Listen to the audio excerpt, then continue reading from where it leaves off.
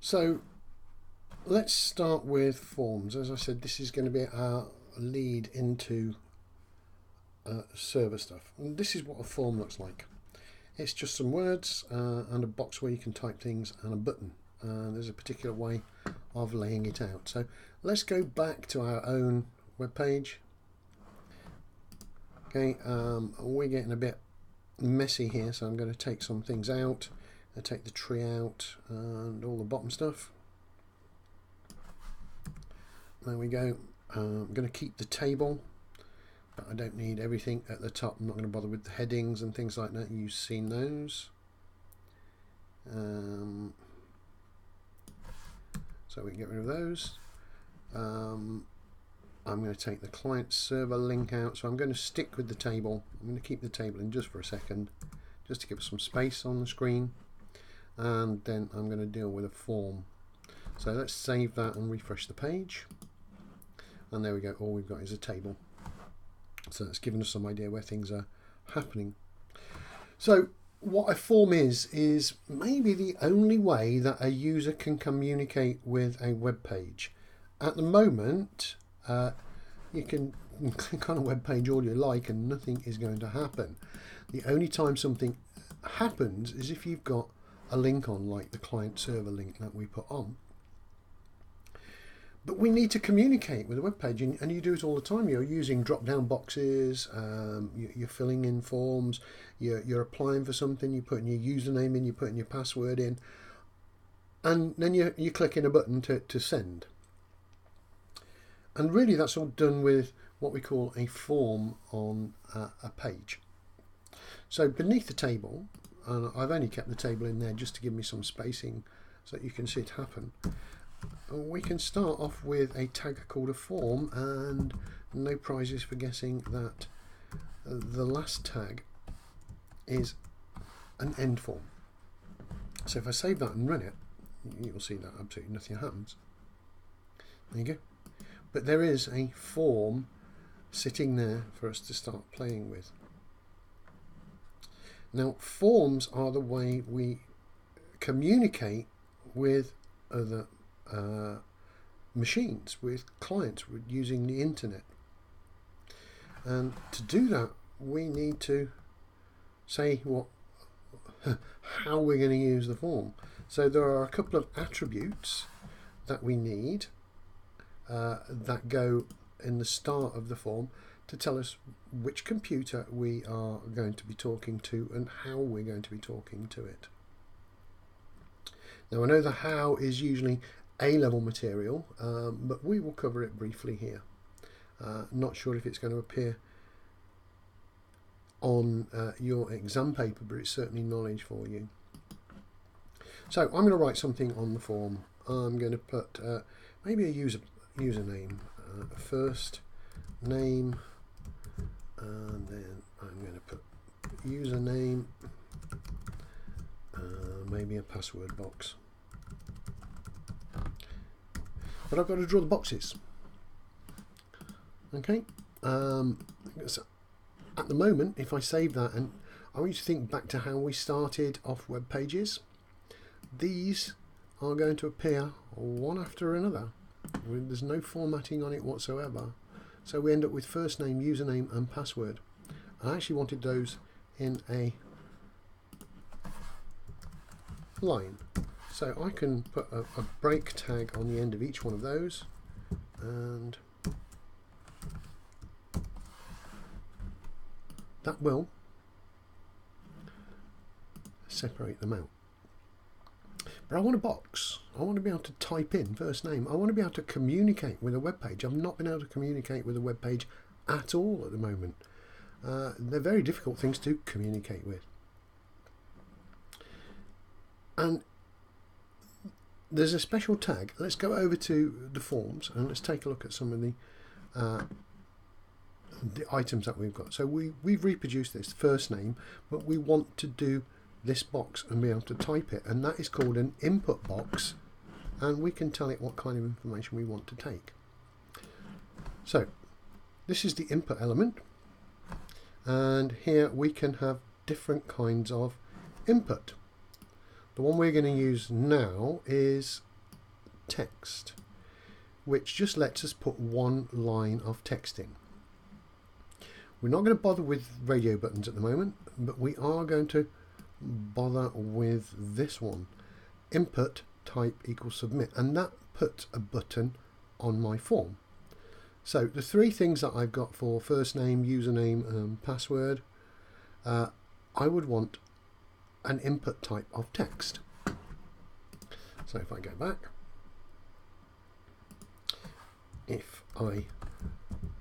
now this is again a single quote, input type equals text, and save it. You get back to my page and run it. You'll see that just by specifying input gives me a box, and the type tells me what kind of information is in there. Now you did see one on there called radio, so let's do the second one as radio, and you'll see what happens there. So input type equals radio. Now what you're going to get here is like a checkbox. You're going to get the round checkbox instead of a box to enter words in. So there we go. That's a radio button, which means we can click it or unclick it. If we got more than one, we'll be able to unclick it. So that is a radio button, but I don't actually want that. I want that to be a text box. So I can type in the username, and let's just copy this again for password. So now I've created three boxes, and I've told them that I want to take in some text. Let's just tidy this up.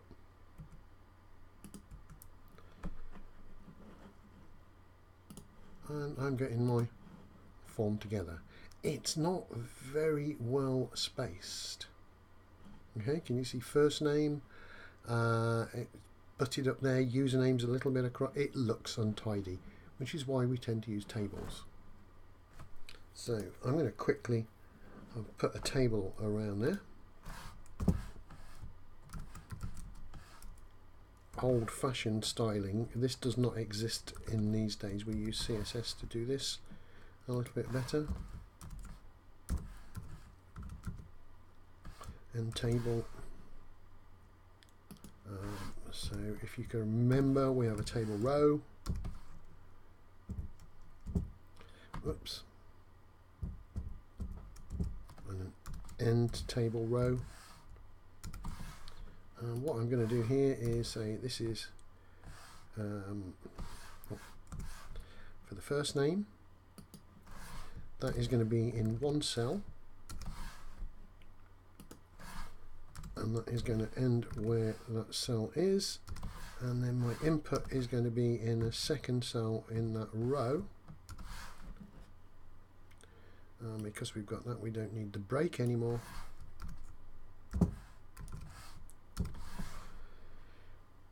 So if I just save that, you'll see the first one work, and then we'll apply it to the rest of them. So there you go. Notice it's also shifted things around. First name was first, and now it's last. Okay. So first name was first, and now it's last. Now the reason for that is because only this has been set up as a table, and the table comes last. It's seen these items as outside of the table and put them first. So when I've actually finished it all off, it will be fine. So let me go through this one again. That needs to be a table row. Let's get rid of that break. End the table row. So that's the second row, which will be for the username, and the last row, which will be for the password.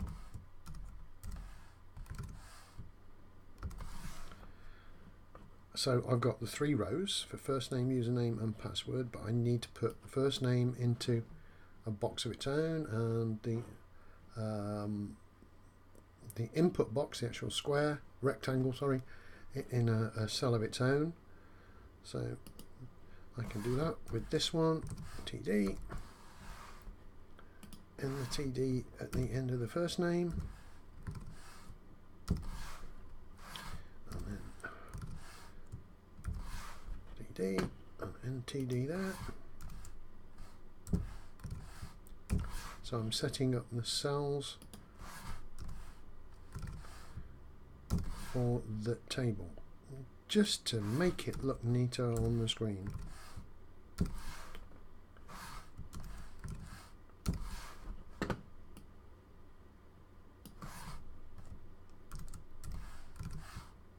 And there we go.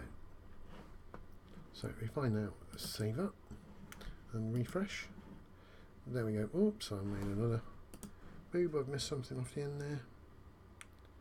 Where's that going? After password. And there we go.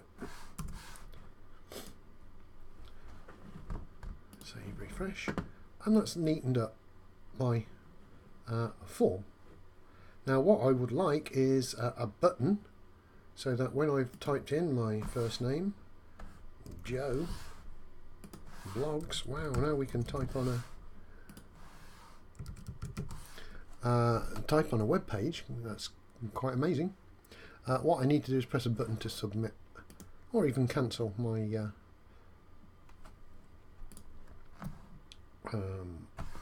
attempts.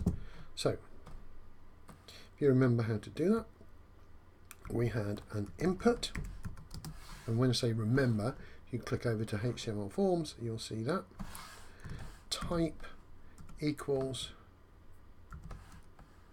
submit, and that specifies a button which will appear on my form, where I've got no control over the size or what it shows at the moment. But there we go, we have a button, and I can press the button. Okay, excellent. So that is how to put a form on, and a form is used to communicate with a web page, and the form is used to communicate the data that you place in a web page with the server. So now we're getting into more theory that we need to know, but you don't need to really know how to create these tags.